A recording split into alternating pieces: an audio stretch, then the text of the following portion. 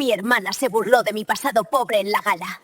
Hasta que revelé quién financiaba el evento. Hola, bienvenidos de nuevo a la familia de Serietube. Antes de que entremos en la historia de hoy, que es de esas que se te quedan clavadas en el pecho un buen rato, te pido un pequeño favor. Suscríbete al canal si aún no lo has hecho y deja tu like. Es un gesto muy pequeño para ti, pero para nosotros significa poder seguir contando estas verdades que a veces duelen, pero que necesitan ser dichas. Gracias por estar ahí. Todavía recuerdo el tacto de la tela de aquel traje. Era lana fría, azul oscuro, de un corte italiano impecable. Me costó acostumbrarme a la sensación de algo tan caro rozándome la piel, no por falta de dinero. Hacía años que mis cuentas bancarias tenían más ceros de los que jamás imaginé cuando dormíamos 3 en un colchón, sino por la costumbre. La piel tiene memoria, y mi piel recordaba las camisas de poliéster heredadas, las que picaban en el cuello y olían a humedad por mucho que mi madre las lavara a mano. Me miré al espejo del recibidor de mi apartamento. Todo estaba en silencio. No me gustan los ruidos innecesarios, quizás porque crecí en una casa donde el silencio era un lujo imposible, siempre rota por gritos, por la televisión del vecino, por el llanto de mis hermanos. Me ajusté la corbata, respiré hondo. Esa noche era importante, aunque nadie más supiera por qué. Oficialmente, yo era solo el acompañante, el hermano menos afortunado, o eso creía ella que iba a hacer bulto en la mesa 14. Mi hermana, Carla, llevaba meses hablando de la gala benéfica de la fundación. Para ella, no era solo un evento para recaudar fondos para niños sin recursos, era su consagración, su entrada definitiva en la alta sociedad de la ciudad. Se había casado bien, con un hombre decente pero obsesionado con las apariencias, y había pasado los últimos 5 años borrando cualquier rastro de nuestra infancia. Borró el barrio, borró el acento, y si hubiera podido, me habría borrado a mí. Bajé al garaje. No cogí el sedán de lujo que suelo usar para las reuniones de la junta directiva de mi empresa tecnológica. En su lugar, me subí a mi viejo Honda de hace 10 años. Lo conservo por nostalgia y, a veces, por estrategia. A Carla le tranquilizaba verme en ese coche. Confirmaba su narrativa. Ella era la que había triunfado, la que había escapado. Yo era el que se había quedado atrás, el que sobrevivía. Nunca tuve el corazón, o quizás el ego para corregirla. Prefería la paz de la subestimación al ruido de la envidia. Conduje hasta su casa en la zona residencial, una de esas urbanizaciones donde el césped parece cortado con láser y nadie se saluda. Al llegar, la puerta estaba abierta. Carla estaba en el salón, dando vueltas como un animal enjaulado. Llevaba un vestido color champán que gritaba dinero, pero su cara gritaba pánico. Cuando me vio entrar, sus ojos no fueron a mi cara, sino a mis zapatos.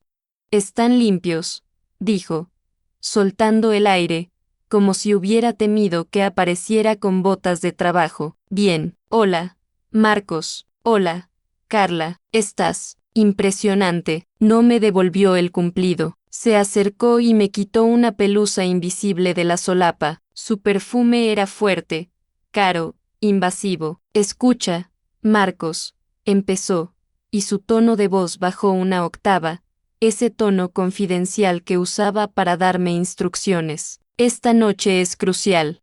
Va a estar el alcalde, van a estar los dueños de las constructoras, y va a estar la junta directiva de la fundación». «Lo sé», dije suavemente. Lo sabía mejor que ella. «Javi está muy nervioso», continuó, refiriéndose a su marido. «Necesita cerrar unos tratos y esta gala es el escaparate perfecto. Solo te pido una cosa, por favor».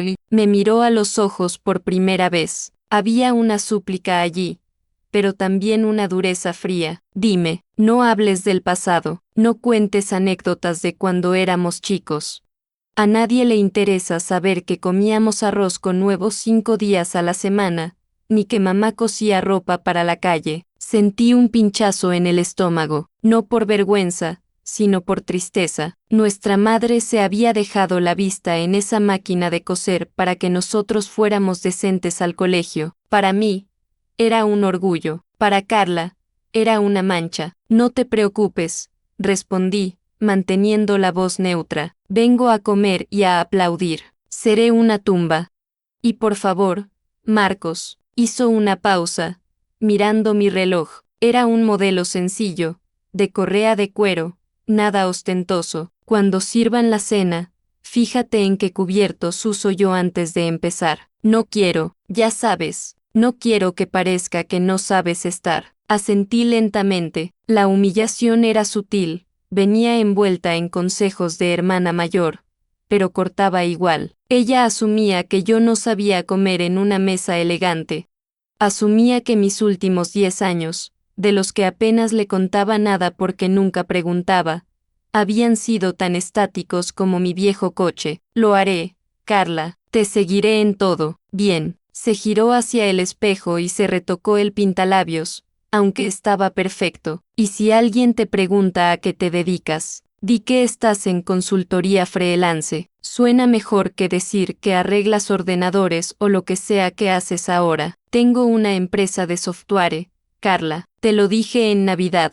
Sí, eso, pero consultoría suena más corporativo, menos técnico. Hazlo por mí. Esta gente juzga por el título. Javi bajó las escaleras en ese momento, ajustándose los gemelos. Me saludó con esa cordialidad distraída de quien te considera inofensivo y poco importante. ¿Listo, Marcos?, preguntó sin mirarme. Espero que no te aburras. Las entradas eran carísimas, un regalo de un socio, así que aprovecha el vino. Es del bueno. Gracias, Javi, lo aprovecharé. Salimos de la casa.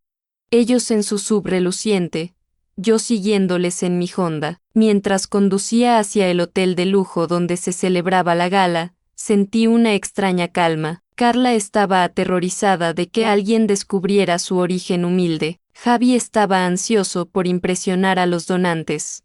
Lo que ninguno de los dos sabía era que el donante anónimo que había financiado el 80% de la gala de esta noche, el misterioso benefactor al que todos iban a brindar homenaje al final de la velada, conducía el coche viejo que llevaban detrás. Había donado $500,000 bajo condición de anonimato estricto. Mi única petición a la organización había sido una mesa discreta para mi familia. Apreté el volante. No lo hice para presumir, lo hice porque la causa era buena.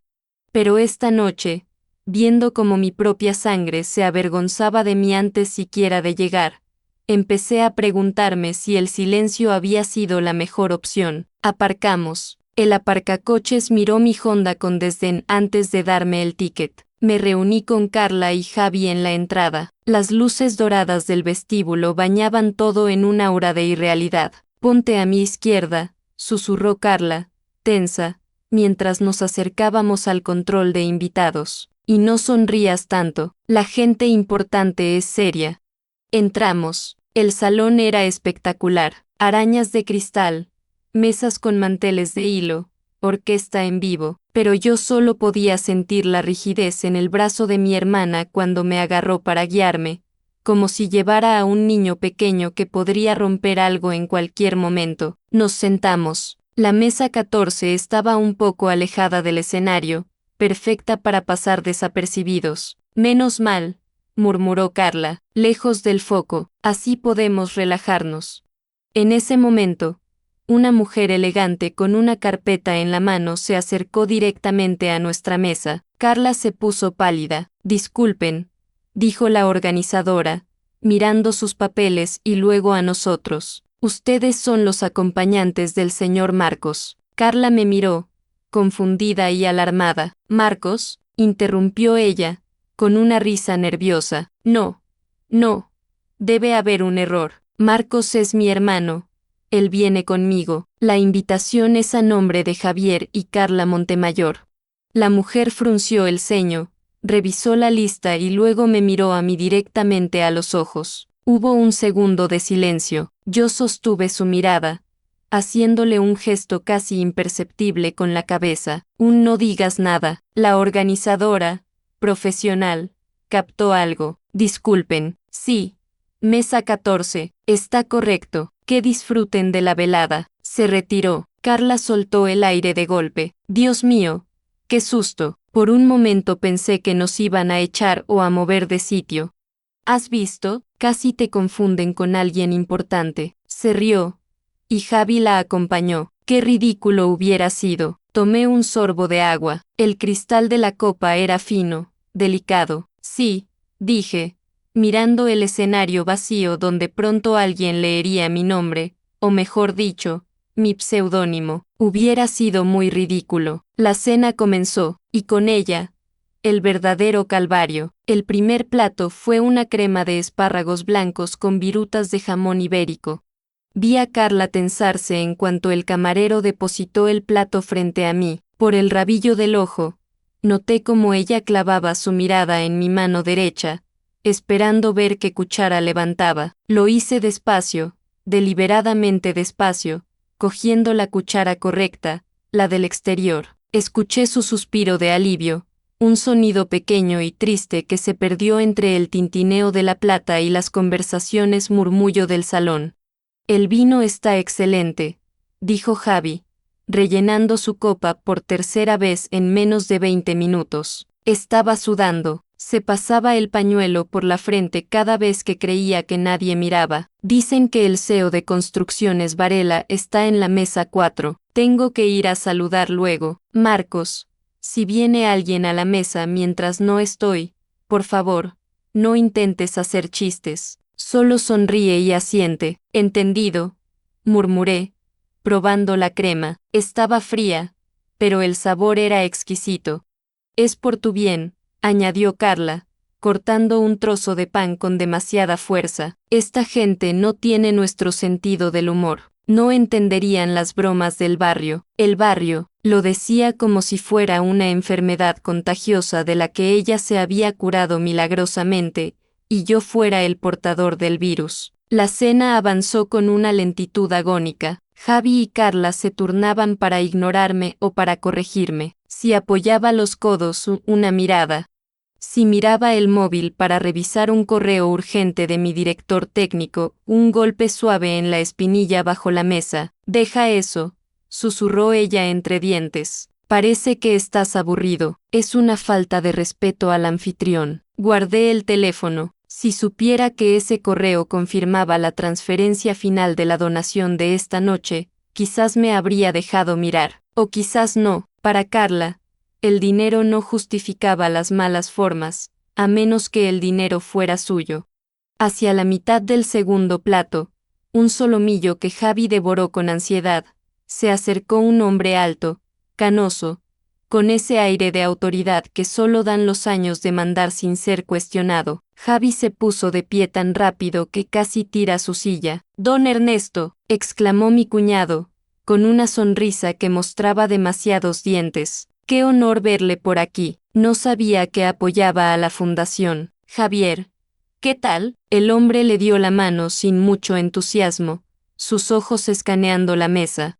«Sí, mi esposa está en el comité. Siempre venimos». Entonces, la mirada de don Ernesto cayó sobre mí. Hubo un segundo de pausa. Yo lo conocía, no personalmente, pero su empresa usaba uno de mis sistemas de seguridad en la nube. Habíamos tenido videoconferencias con sus directivos técnicos, aunque él nunca había estado presente. Sin embargo, me sostuvo la mirada con curiosidad, como si mi cara le sonara de una revista o de un pasillo lejano. «¿Y este caballero es?», preguntó Ernesto, señalándome con un gesto de la copa. Me puse de pie para presentarme, extendiendo la mano. «Soy Marcos, hermano de». Carla se interpuso verbalmente antes de que yo pudiera terminar la frase, poniendo una mano sobre el brazo de don Ernesto con una confianza fingida. «Es mi hermano pequeño, Marcos», dijo ella, con una sonrisa condescendiente. «Ha venido a hacernos compañía. Está pasando por una racha de transición. Ya sabe cómo está el mercado laboral para los que no tuvieron tantas oportunidades de estudiar. Sentí la sangre subirme al cuello, no por vergüenza de mí mismo, sino por la facilidad con la que ella me reescribía. No tuvieron tantas oportunidades. Yo había estudiado becado, había trabajado de noche para pagar los libros, me había graduado con honores mientras ella se gastaba el dinero de nuestros padres en ropa para salir de fiesta, pero en su memoria, yo era el pobrecito que no llegó a nada. Don Ernesto enarcó una ceja, mirándome de nuevo, esta vez con una mezcla de lástima y desinterés. Entiendo, bueno, siempre es bueno tener apoyo familiar. Retiró su atención de mí como si yo fuera un mueble más y volvió a Javi. Javier, pásate luego por mi mesa. Quiero hablarte de esos terrenos en el sur. Pero te advierto, la cosa está difícil. La tecnología se está comiendo el presupuesto de construcción. Esos nuevos softwares de gestión nos están costando una fortuna. Sí, claro, la tecnología, una locura, balbuceó Javi, que no sabía distinguir un servidor de una tostadora. Es un pozo sin fondo. No pude contenerme. Fue un impulso estúpido, nacido del orgullo herido. En realidad, dije, con voz suave pero firme, la inversión en softwares suele reducir los costes operativos un 30% en el primer año si se implementa bien. El problema no es el coste, es la curva de aprendizaje del personal. Se hizo un silencio sepulcral en la mesa. Javi me miró con los ojos desorbitados, como si acabara de eructar en medio de una ópera. Carla se puso pálida. Don Ernesto se giró lentamente hacia mí, sorprendido. Sí, dijo. Y por primera vez había interés real en su voz. Eso es un dato muy específico. ¿Trabajas en el sector? Abrí la boca para contestar, para decir sí. De hecho, su empresa me paga una fortuna por esa reducción de costes. Pero Carla se rió, una risa aguda, nerviosa, cortante. ¡Ay, Marcos! Por favor, dijo, dándome una palmadita en el hombro como si fuera un niño que dice tonterías. Leí muchos blogs en internet, ya sabes.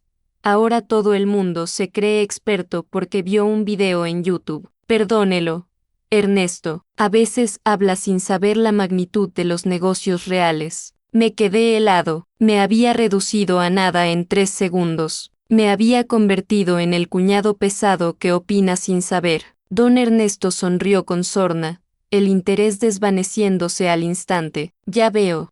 Los peligros de la era de la información. Me guiñó un ojo con burla. Deja los negocios para los mayores, hijo. Se despidió y se fue. Me senté despacio. Javi se giró hacia mí, furioso, hablando en un susurro sibilante. ¿Estás loco? ¿Intentas dejarme en ridículo? Corrigiendo a Ernesto Varela, tú, solo di un dato real.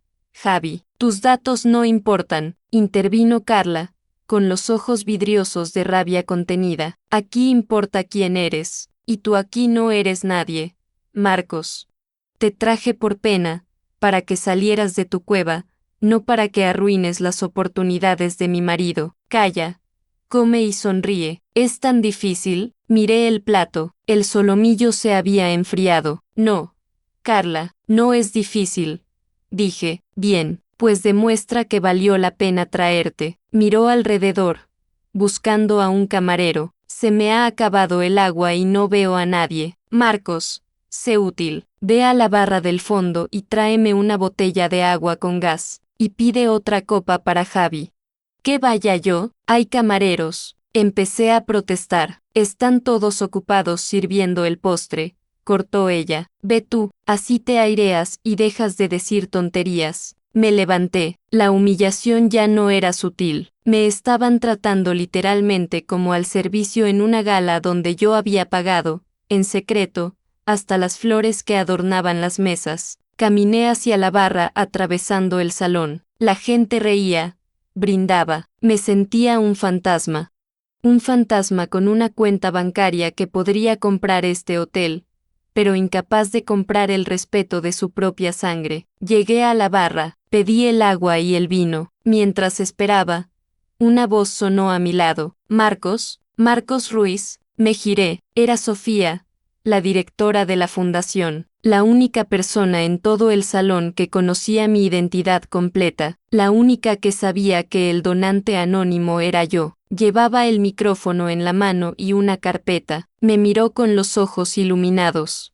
«Menos mal que te veo», susurró con emoción, acercándose para que nadie oyera. «Estamos a punto de empezar los discursos. El alcalde va a hablar primero, y luego, bueno, llega el momento del homenaje al donante principal. Sé que dijiste que querías anonimato absoluto, pero», hizo una pausa, mordiéndose el labio. «Pero, ¿qué, Sofía?» El alcalde insiste en que el donante suba. Dice que la gente necesita ver una cara, un héroe. He intentado disuadirlo. Pero, Marcos, si subieras, sería increíble. La recaudación se duplicaría solo por el efecto llamada. Miré hacia mi mesa, a lo lejos. Vi a Carla retocándose el maquillaje, ignorando mi silla vacía. Vi a Javi riendo exageradamente con los de la mesa de al lado, dándome la espalda. Pensé en su «tú aquí no eres nadie». Pensé en el «deja los negocios para los mayores». Pensé en mi madre cosiendo hasta las 3 de la mañana. Tomé la botella de agua que el barman me tendía. Estaba fría, condensada. «Sofía», dije, y mi voz sonó extrañamente calmada, incluso para mí. «Mantén el plan del anonimato por ahora, pero, cuando llegue el momento de revelar el nombre en la pantalla, sí, quiero que hagas un pequeño cambio en la presentación». Le susurré algo al oído. Sofía abrió los ojos como platos, sorprendida, y luego, lentamente, una sonrisa cómplice se dibujó en su rostro. «¿Estás seguro, Marcos? Eso va a causar un terremoto, estoy seguro». Regresé a la mesa con las bebidas. Carla me las quitó de la mano sin darme las gracias. «Tardaste mucho», se quejó. «Siéntate, van a empezar los discursos. Y por favor, intenta no parecer tan miserable». Me senté. Las luces del salón empezaron a atenuarse. Un foco iluminó el escenario. «Gracias», dije en voz baja. «¿Por qué das las gracias?», preguntó Javi, distraído. «Por nada, solo, gracias por traerme». Carla rodó los ojos. Javi se acomodó la corbata. La música subió de volumen. El espectáculo estaba a punto de comenzar, y yo, por primera vez en toda la noche, tenía ganas de verlo. El salón quedó en penumbra, iluminado únicamente por el haz de luz azulada que caía sobre el escenario. El murmullo de las 200 personas se apagó gradualmente, reemplazado por el zumbido estático de los altavoces antes de que el alcalde tomara la palabra. En la oscuridad, sentí la rodilla de Carla chocar contra la mía. Se apartó bruscamente, como si el contacto físico conmigo le produjera urticaria. «¡Qué pesadez!», susurró Javi, inclinándose hacia nosotros. «Estos discursos duran una eternidad. En cuanto termine el alcalde y presenten el vídeo de los niños llorando, nos vamos. Quiero pillar a Ernesto en el guardarropa antes de que se escape». «Sí», coincidió Carla, sin mirar al escenario. «Marcos, ve yendo tú». Me giré lentamente hacia ella. La luz tenue del escenario perfilaba su perfil, endurecido por la ambición y el miedo a no ser suficiente. «¿Cómo?», pregunté, aunque había entendido perfectamente. «Que vayas yendo a por el coche», repitió, impaciente, susurrando con fuerza. «El aparcacoches tardará horas si esperamos al final. Ve tú ahora que no hay nadie. Saca el coche y espéranos en la puerta principal con el motor en marcha». Así Javi y yo salimos, saludamos rápido y nos montamos, como si tuviéramos chofer. Da buena imagen. Sentí una risa amarga subirme por la garganta. Querían usarme, hasta el último segundo, como parte de su atrezo. Querían que me perdiera el momento culminante de la noche para que ellos pudieran ahorrar 10 minutos de espera y aparentar ser importantes. «No», dije. Fue una palabra corta, simple, pero cayó en la mesa como una piedra en un estanque. Javi se atragantó con su propia saliva. Carla se giró, con los ojos muy abiertos en la oscuridad, incapaz de procesar que el mueble hubiera hablado. «¿Qué has dicho?», siseó ella, clavándome las uñas en la muñeca por debajo del mantel. ¿Te estás revelando ahora? Aquí, Marcos. No seas ridículo. Haz lo que te digo. Es lo mínimo que puedes hacer después de haberte pagado la cena. He dicho que no. Repetí, soltándome de su agarre con suavidad pero con firmeza. Me ajusté los puños de la camisa. Quiero ver el final. Dicen que el donante principal es alguien interesante. ¿A ti qué te importa el donante? Intervino Javi, con tono burlón pero bajo. Seguro que es otro viejo rico aburrido. Venga, Marcos. No nos hagas quedar mal. Sé un buen chico y vea por el Honda. Me crucé de brazos y fijé la vista al frente. Me quedo. Javi, si queréis iros, pedid un taxi. El silencio en nuestra mesa se volvió gélido, tóxico. Si las miradas mataran, yo habría caído fulminado sobre el centro de mesa floral. Carla respiraba agitada, furiosa por mi insolencia, pero atrapada por el protocolo social que le impedía montarme un escándalo en medio del discurso del alcalde. Hablaremos en casa, amenazó ella entre dientes. Te vas a arrepentir de esta actitud, Marcos. Se acabó la caridad contigo. El alcalde terminó su discurso con aplausos educados. Bajó del escenario y las luces cambiaron a un tono más cálido. Sofía, la directora, subió al atril. Se la veía nerviosa, emocionada. Buscó con la mirada en la penumbra y, aunque era imposible que me viera con los focos en la cara, sentí que me miraba directamente a mí. Damas y caballeros, empezó Sofía, y su voz tembló ligeramente. Esta noche es especial por muchas razones. La fundación ha recibido la mayor donación individual de su historia, una suma que garantiza la construcción del nuevo centro pediátrico y las becas de comedor para los próximos 5 años. Hubo un murmullo de asombro en la sala. 5 años asegurados. Eso era mucho dinero. Javi soltó un silbido bajo. Joder, alguien tiene mucha pasta para blanquear, comentó con cinismo. El donante, continuó Sofía, había solicitado permanecer en el más estricto anonimato. Es una persona que valora el trabajo duro y el silencio por encima del reconocimiento. Alguien que sabe lo que es empezar desde abajo. Carla resopló, mirando su reloj. ¡Qué melodramático! Vámonos, Javi, que se quede el idiota de mi hermano si quiere. Empezaron a recoger sus cosas, las carteras, los bolsos, haciendo ruido con las sillas al arrastrarlas hacia atrás. Estaban levantándose, dándome la espalda, listos para abandonarme allí mismo. Pero, la voz de Sofía se elevó, deteniéndolos a medio camino. En el último momento, hemos convencido a esta persona para que comparta su historia, porque su éxito es la prueba de que el origen no determina el destino. La pantalla gigante detrás de Sofía se encendió. No apareció un nombre escrito. Apareció un video corporativo. El logotipo de Aether Solutions llenó la pantalla en alta definición. Un logotipo azul y plateado que cualquiera en el mundo de la tecnología reconocería, pero que Javi y Carla jamás habían visto porque vivían en su burbuja de apariencias locales. Aether, murmuró Javi, deteniéndose de pie, con el abrigo a medio poner. ¿Esos no son los que compraron a la competencia el mes pasado por 30 millones? En la pantalla, la imagen cambió.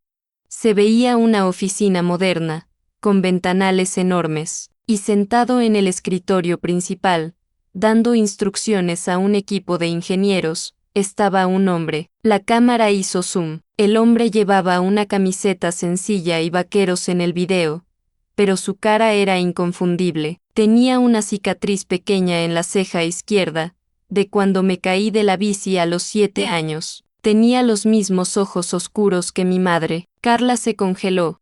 Su bolso se deslizó de su hombro y cayó al suelo con un golpe sordo, pero ella ni se inmutó. Se quedó mirando la pantalla con la boca entreabierta, una máscara de incredulidad absoluta. La voz en off del video empezó a sonar. Era mi voz. La tecnología no sirve de nada si no mejora la vida de las personas que no pueden pagarla. Crecí sabiendo lo que es no tener nada, y eso es lo que impulsa cada línea de código que escribimos.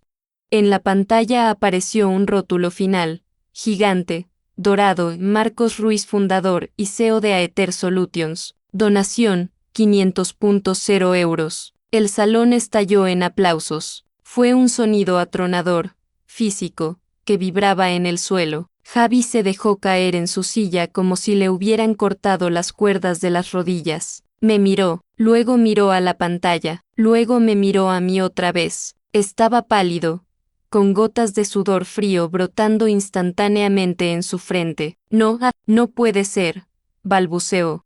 Tú arreglas ordenadores. Tú tienes un Honda viejo. Carla no decía nada, estaba petrificada. Sus ojos iban de mi traje, ese traje italiano que ella pensaba que era alquilado o prestado a mi cara. Vi cómo su cerebro intentaba reescribir toda la historia de los últimos 10 años en un segundo, intentando encajar las piezas, intentando entender cómo el hermano del que se avergonzaba acababa de convertirse en el hombre más poderoso de la sala. Entonces, el foco principal del techo se movió. El haz de luz barrió las mesas, buscando al protagonista. Sofía señaló hacia nuestra zona. Por favor, un aplauso para el hombre que ha hecho esto posible. Marcos Ruiz, mesa 14. El foco me golpeó de lleno. La luz era cegadora y caliente. A mi alrededor, todo el mundo se puso de pie. Don Ernesto, desde la mesa 4, se levantó el primero y empezó a aplaudir con entusiasmo, mirándome con un respeto nuevo, casi reverencial. La gente de las mesas vecinas se giraba, sonriendo, intentando ver quién era ese tal Marcos. Yo me quedé sentado un segundo más. Miré a mi hermana. La humillación había desaparecido de su rostro, reemplazada por algo mucho peor, el terror puro, el terror de saber que había despreciado a la única persona que podía haberla salvado, y que ahora, todo el mundo lo sabía. Me levanté despacio, me abroché el botón de la chaqueta. Creo que ahora sí me toca hablar a mí, dije, mirando a Carla desde arriba. Ella intentó sonreír. Una mueca espantosa y temblorosa. Marcos, hermanito, nosotros no sabíamos. No la dejé terminar. Me giré hacia el escenario y empecé a caminar entre las mesas. Los aplausos arreciaron. Cada paso que daba hacia el micrófono era un paso que me alejaba de ellos, de su mezquindad, de su ceguera. Al pasar junto a don Ernesto, él me detuvo un instante, agarrándome el brazo. Hijo, dijo, y ya no había burla, solo admiración interesada. Tenemos que hablar de ese software de gestión. Y disculpa si antes fui precipitado. No se preocupe, Ernesto, respondí sin detenerme, con una sonrisa tranquila. Los negocios para los mayores, ¿verdad? Su cara se puso roja, pero yo ya había seguido de largo. Subí las escaleras del escenario. Sofía me tendió el micrófono. Desde esa altura, podía ver todo el salón. Y allí, al fondo, en la mesa 14, dos figuras pequeñas y oscuras permanecían sentadas mientras el resto del mundo estaba de pie. Parecían encogidos, parecían, por primera vez, exactamente lo que eran. Respiré hondo. El micrófono estaba frío en mi mano. Iba a ser breve, pero iba a ser claro. El silencio ante el micrófono era absoluto. 200 personas esperaban mis palabras, pero yo solo veía dos rostros en la penumbra. No preparé un discurso, comencé, y mi voz resonó extraña en los altavoces, amplificada, llenando cada rincón del salón, porque la verdad no necesita guión. Hice una pausa, mis manos dejaron de temblar. Mucha gente piensa que el éxito se mide por el coche que conduces o por la mesa en la que te sientas. Yo crecí creyendo eso, porque el mundo te lo grita constantemente, pero tuve una maestra distinta, mi madre.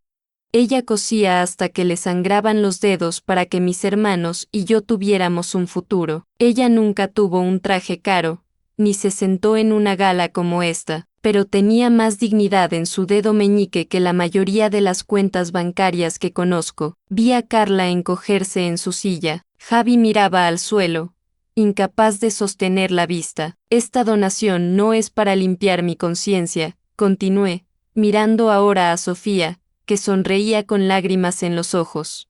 Es para los niños que, como yo, necesitan saber que su valor no depende de sus zapatos, ni de su barrio. Es para recordar que, a veces, el que conduce el coche viejo es el que está construyendo el camino. Gracias. El aplauso fue diferente esta vez. No fue explosivo, fue cálido, sostenido. Bajé del escenario. De inmediato, se formó un círculo a mi alrededor. Empresarios que antes ni me miraban ahora me extendían tarjetas de visita con ambas manos. El alcalde me palmeó la espalda como si fuéramos íntimos de toda la vida. Don Ernesto se abrió paso a codazos. Marcos, por favor, dijo, con una urgencia patética. Llámame la semana que viene. Mi secretaria te hará un hueco. Tenemos que hablar de esa optimización de costes. Acepté su tarjeta con cortesía, pero sin promesas. Me sentía agotado. Toda esa atención repentina me resultaba vacía. Solo quería irme a casa. Me abrí paso hasta la mesa 14. Carla y Javi ya no estaban sentados. Estaban de pie, esperándome, con esa postura incómoda de quien sabe que ha perdido el control de la situación. Marcos, empezó Javi, y su voz era una mezcla de admiración y miedo. Tío, no teníamos ni idea. ¿Por qué no nos lo dijiste? Joder. Aether Solutions. He leído sobre la salida a bolsa. Eso es mucho dinero. Marcos intentó ponerme una mano en el hombro, un gesto de camaradería forzada. Me aparté medio paso, lo suficiente para que su mano quedara en el aire. Os lo dije, respondí tranquilo. Os dije que tenía una empresa de software. Os dije que me iba bien, pero nunca escuchasteis. Estabais demasiado ocupados corrigiendo cómo cogía el tenedor. Carla dio un paso adelante. Tenía los ojos rojos. No sé si de vergüenza o de rabia por haber quedado en evidencia. Nos has dejado en ridículo, susurró, con la voz quebrada. ¿Sabes lo que van a pensar ahora? Que somos unos ignorantes, que mi propio hermano no confía en nosotros. ¿Cómo has podido ser tan cruel de ocultarnos esto? Somos tu familia. La miré y sentí una pena infinita. Incluso ahora, con la verdad sobre la mesa, ella se veía como la víctima. No oculté nada, Carla. Simplemente no presumí. Hay una diferencia. Y sobre la familia, suspiré, sintiendo el peso de años de desprecios caer de mis hombros. La familia no se trata de sangre, ni de apellidos en una invitación. Se trata de quien te apoya cuando no tienes nada. Y cuando yo no tenía nada, tú te avergonzabas. Marcos, no seas así, intervino Javi, mirando alrededor nerviosamente, preocupado por quién pudiera estar escuchando. Carla solo quería que encajaras. Oye, ¿qué te parece si venimos a cenar el domingo a casa? Hacemos una barbacoa. Hablamos tranquilos. Tengo unas ideas de inversión que con tu capital podrían. Levanté la mano para detenerlo. No, Javi, el domingo no puedo. El lunes entonces, no se trata del día, dije, mirándolos a los dos por última vez. Se trata de que ya no encajo en esa mesa, y sinceramente, ya no quiero encajar. Disfrutad del postre. El vino es bueno, ¿verdad? Aprovechadlo. Me giré y caminé hacia la salida. Oí a Carla llamarme una vez. Marcos, pero no me detuve. En el vestíbulo, el aparcacoches me vio llegar. Ya no me miró con desdén. Alguien le había soplado quién era yo, porque corrió hacia el tablero de llaves y volvió en tiempo récord. Aquí tiene su coche, señor Ruiz, dijo, abriéndome la puerta de mi viejo Honda con la reverencia que se le daría a una limusina blindada. Gracias, le dije, y le di una propina generosa, no para presumir, sino porque él estaba haciendo su trabajo. Me subí al coche, el olor a tapicería vieja y ambientador de pino me recibió como un abrazo familiar. Arranqué el motor, que tosió un poco antes de estabilizarse. Mientras salía del parking del hotel de lujo, vi por el retrovisor a Javi y Carla saliendo apresuradamente por la puerta principal, buscándome con la mirada, quizás calculando cuánto habían perdido esa noche, pero yo ya estaba lejos. Conduje de vuelta a mi apartamento, en silencio. No puse música. Esa noche había perdido a una hermana. Sí, pero había recuperado algo mucho más importante, a mí mismo. Ya no necesitaba su validación. Ya no necesitaba demostrar nada. Aparqué en mi plaza, apagué las luces y me quedé un momento sentado en la oscuridad, tocando el volante desgastado. Sonreí. Mañana volvería a la oficina en este mismo coche, me pondría mis vaqueros y seguiría trabajando, porque el verdadero éxito no es que te aplaudan en una gala, el verdadero éxito es poder mirarte al espejo y saber que nunca traicionaste a quien fuiste para llegar a ser quien eres. Entré en casa, me quité el traje caro, me puse mi pijama viejo y, por primera vez en años, dormí sin sentir que le debía explicaciones a nadie. Esta historia no termina aquí. Hay relatos que nunca pude subir al canal. El enlace está en la descripción.